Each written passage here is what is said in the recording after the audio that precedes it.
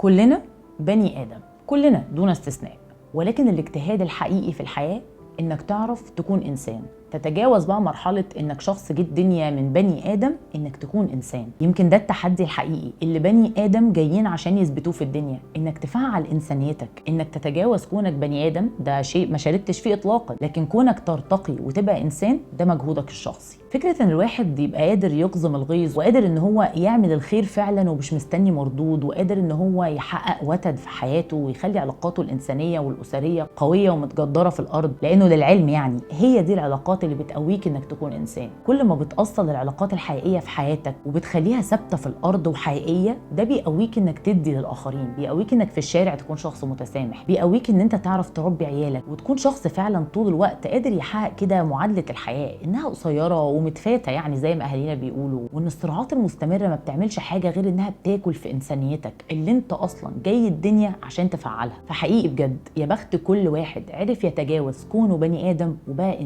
انسان بكل معاني الكلمة.